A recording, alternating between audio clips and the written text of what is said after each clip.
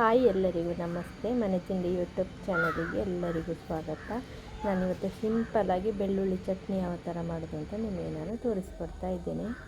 ನೋಡಿ, ಬೆಳ್ಳುಳ್ಳಿಯನ್ನು ನಾನು ಕೆಂಡದಲ್ಲಿ ಸುಟ್ಟುಕೊಳ್ತಾ ಇದ್ದೇನೆ. ಹಾಗೆ ನೋಡಿ, ನಾನು ಒಂದು ಬೆಳ್ಳುಳ್ಳಿ ತಗೊಂಡಿದ್ದೇನೆ, ಅದನ್ನು ಕೆಂಡದಲ್ಲಿ ಸುಡ್ತಾ ಇದ್ದೇನೆ.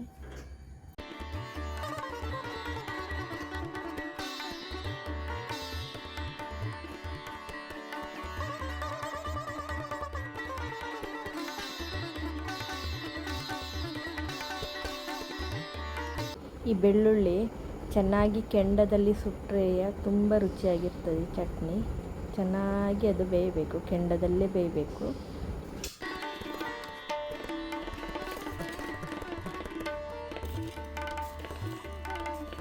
ನೋಡಿ, ಬೆಳ್ಳುಳ್ಳಿ ಬೆಂದಿದೆ. ಹಾಗೆ ನಾನು ಒಲೆಯಿಂದ ತೆಗಿತಾ ಇದ್ದೇನೆ. ನೋಡಿ, ಈ ಥರ ಬೇಯಬೇಕು, ಕಪ್ಪಾಗಬೇಕು. ಇದು ಹೊರಗಿನ ಸಿಪ್ಪೆ ಕಪ್ಪಾದರೂ ಸಹ ಒಳಗೆ ಹಾಗೆ ಇರ್ತದೆ, ಏನಾಗೋದಿಲ್ಲ.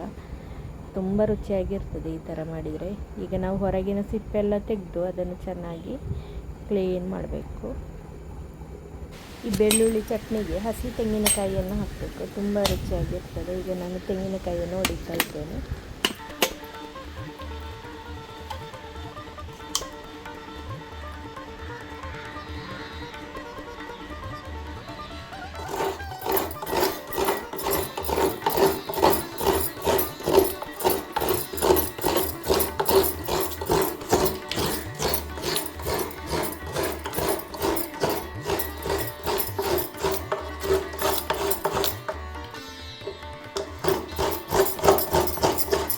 ಬೆಳ್ಳುಳ್ಳಿ ಚಟ್ನಿಗೆ ಬೇಕಾದ ಮಸಾಲೆ: ತೆಂಗಿನ ತುರಿ, ಸ್ವಲ್ಪ ಹುಣಸೆ ಹುಳಿ.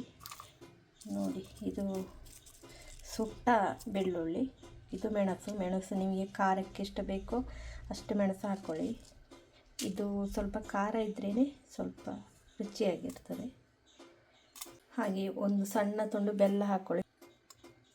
ನಾನು ಇವತ್ತು ಕಲ್ಲಿಗೆ ಹಾಕ್ಕೊಳ್ತಾ ಇದ್ದೇನೆ ರುಬ್ಬಲಿಕ್ಕೆ.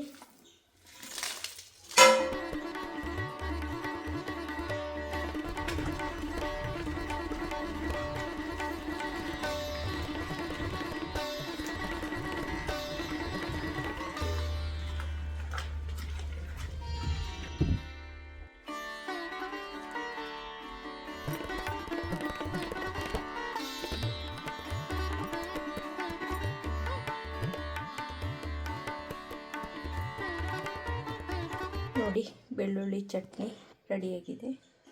ಇದಕ್ಕೆ ಉಪ್ಪು ಹಾಕಲಿಲ್ಲ, ಹಾಗೆ ಸ್ವಲ್ಪ ಉಪ್ಪು ಹಾಕ್ಕೊಳ್ತಾ ಇದ್ದೇನೆ. ಉಪ್ಪು ಹಾಕಿ ಚೆನ್ನಾಗಿ ಮಿಕ್ಸ್ ಮಾಡಿ. ಭಾರಿ ರುಚಿಯಾಗ್ತದೆ ಆಯಿತಾ. ಗಂಜಿ ಬೆಳ್ಳುಳ್ಳಿ ಚಟ್ನಿ ಸೂಪರಾಗಿರ್ತದೆ.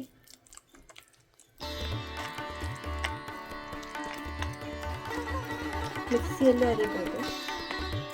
ಇವತ್ತಿನ ವಿಡಿಯೋ ಇಲ್ಲಿಗೆ ಮುಗಿಸ್ತಾ ಇದ್ದೇನೆ. ನಮಸ್ಕಾರ.